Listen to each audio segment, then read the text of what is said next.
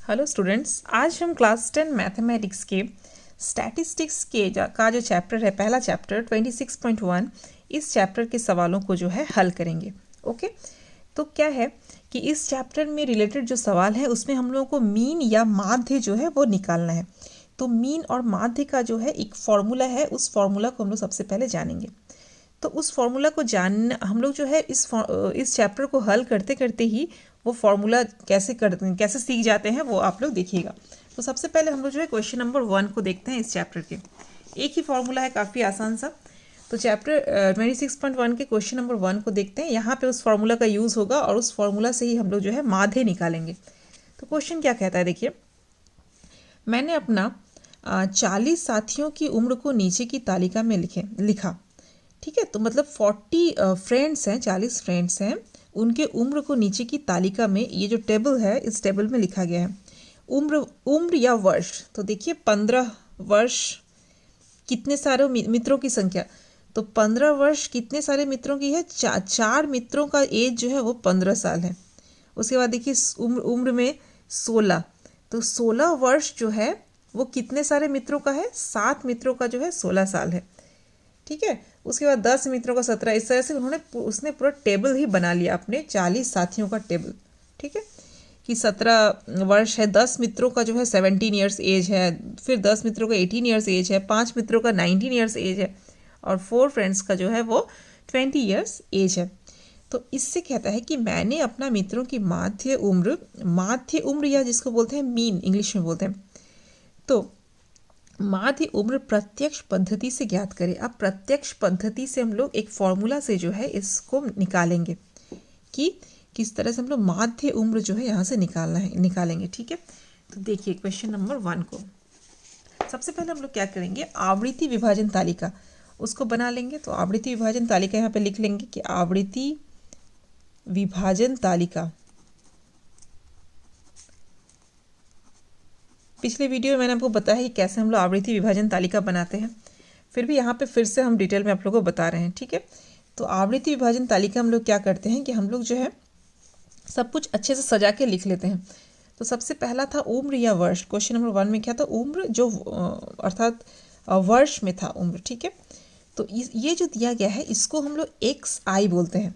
देखिए आई का मतलब है, आई की जगह में 1 2 3 4 ये सब हो सकता है। तो x के सफिक्स में जो है नीचे में जो आई रहेगा। मित्र संख्या FI का मतलब कि देखिए कितने सारे मित्रों का 15 साल है। तो F मतलब होता है फ्रीक्वेंसी या बारंबारता। ठीक है, तो फ्रीक्वेंसी मतलब कितने सारे मित्रों का जो है 15 वर्ष, इसीलिए ये है FI।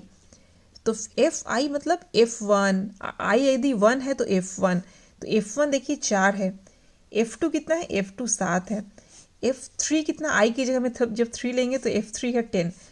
तो सबके लिए हम लोग एक ही बार में जनरलाइज क्या करते हैं, FI लिख रहे हैं यहाँ पे। तो आई का मान 1 2 3 4 5, यहाँ पे कहाँ तक है 1 2 3 4 5 6, तो यहाँ आई 1 से लेकर के 6 तक होगा। ठीक है, अच्छा, उसके बाद आवृत्ति विभाजन तालिका में सबसे पहले उम्र हो गया, फिर मित्र संख्या हो गया FI, उसके बाद नेक्स्ट हो जाएगा XI FI का मतलब है ये जो उम्र है XI मतलब ये 15 पहला के लिए, जो पहला जो रो है, और ये वाला है FI मतलब इसको इससे गुना करना है, XI गुना FI, तो XI FI। ठीक है, देखिए 15 चौके 60 गुना कर रहे हैं ना हम लोग, X1 को F1 से गुना किए तो 15 चौके 60, फिर X2 है ये वाला, तो X2 को F2 से गुना किए तो 16 सते 112 ऐसे। तो हम लोगों ने जो है ये वाला टेबल जो है क्वेश्चन में ये वाला दिया गया है 15 16, ये क्वेश्चन से उतार लिए।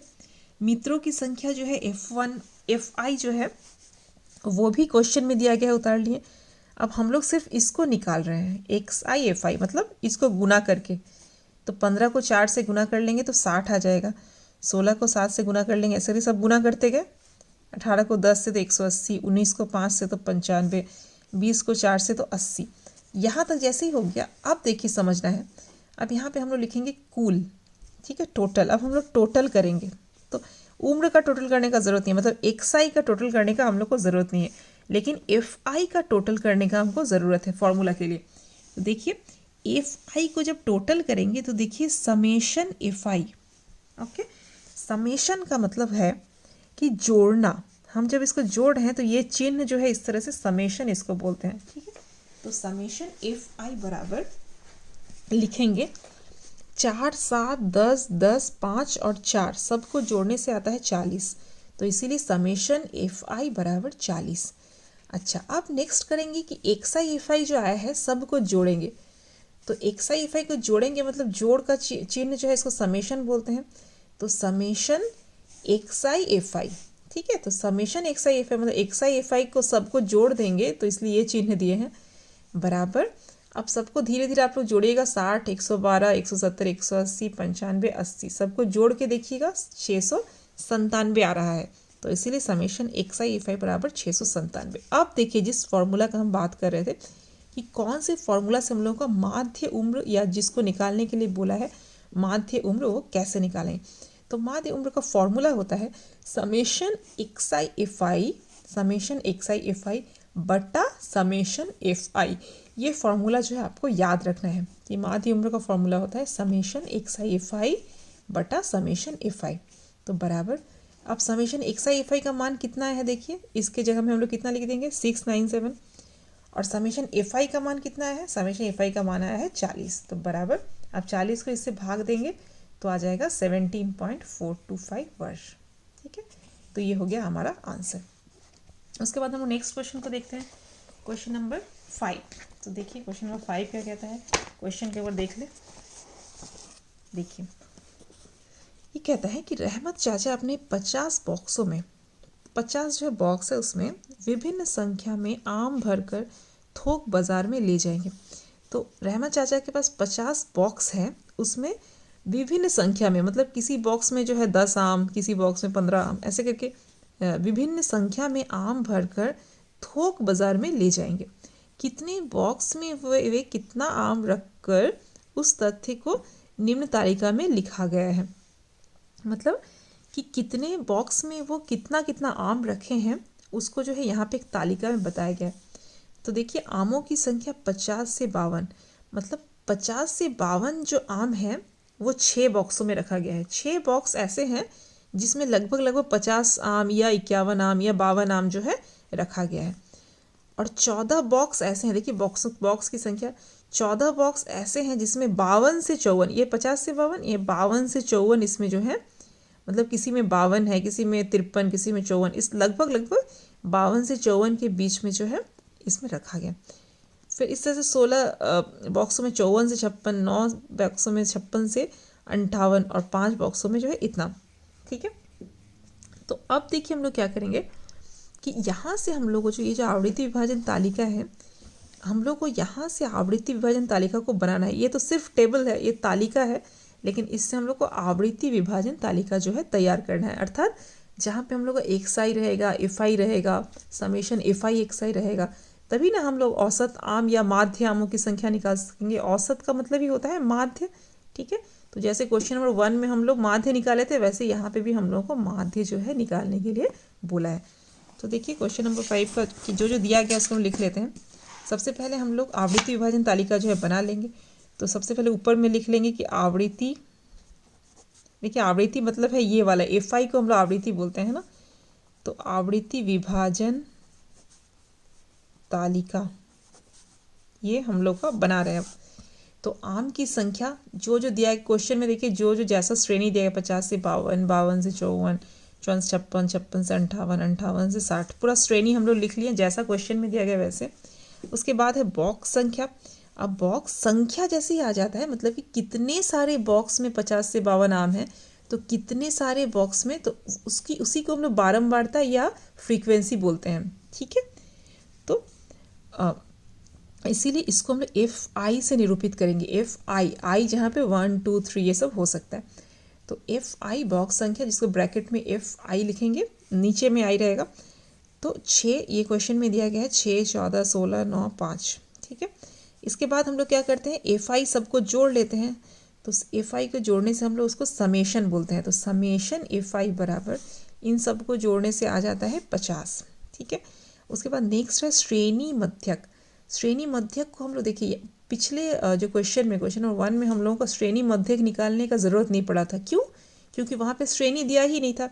लेकिन यहाँ पे चूंकि श्रेणी है तो हम लोग को श्रेणी का मध्यक निकालना पड़ेगा और वहाँ हम लोग को एक्साई वहाँ से प्राप्त होगा। मतलब श्रेणी का जो मध्य मान है वहाँ से हम लोग को एक्साई का वैल्यू प्राप्त होगा, क्योंकि हम लोग को एक्साई तो चाहिए, तभी ना हम लोग एफ आई एक्साई निकाल पाएंगे, है ना।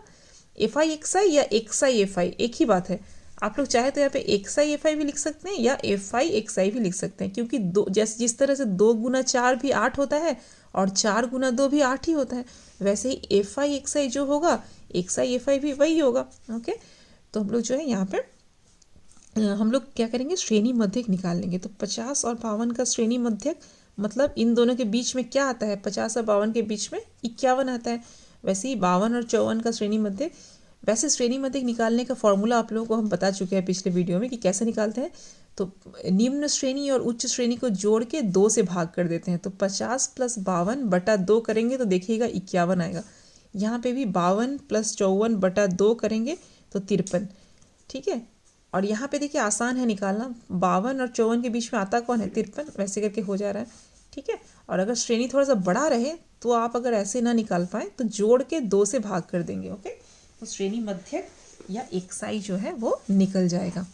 अब यहाँ सब कुछ सबका जो है श्रेणी मध्यक निकाले। इस श्रेणी का मध्यक 57, इस श्रेणी का मध्यक 59।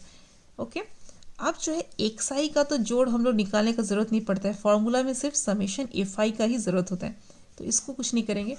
अब एफ आई एक्साई निकालेंगे। एफ आई एक्साई मतलब गुना करेंगे एक्साई को एफ आई से।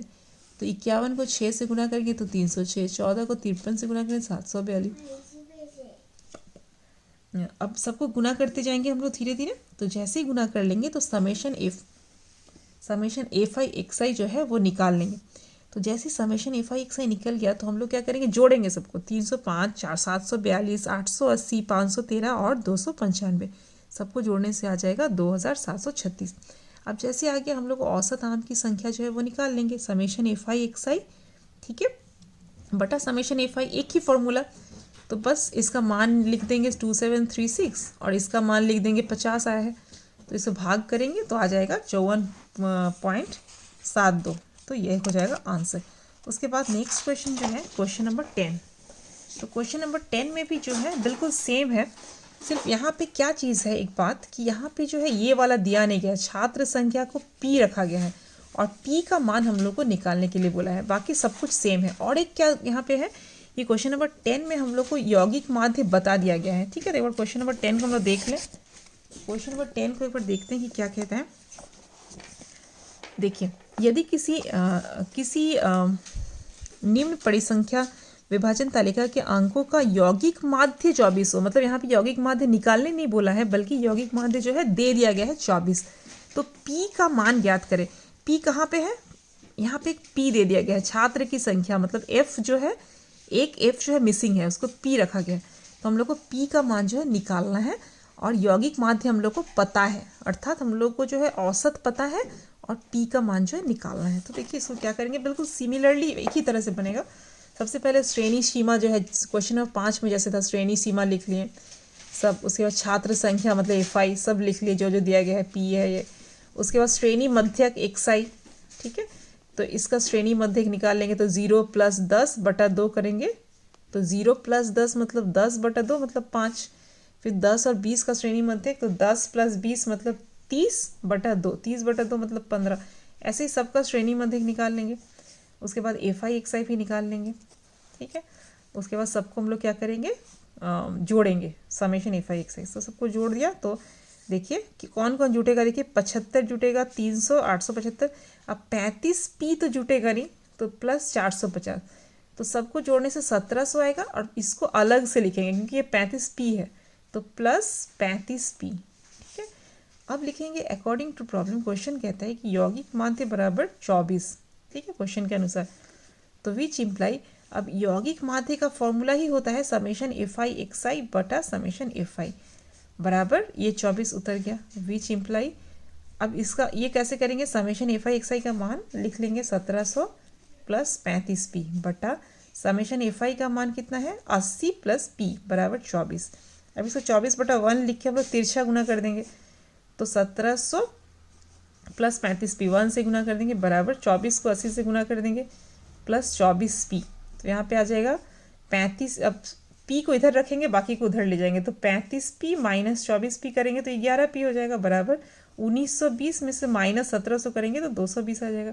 तो p का मान आ जाएगा 220, बटा में ये गुना में था तो बटा में 11, तो 11 को 220 से भाग करेंगे तो आ जाएगा 20। ठीक है, तो p का मान जो आगे हो गया 20 हो गया, तो यही हमारा जो है आंसर है।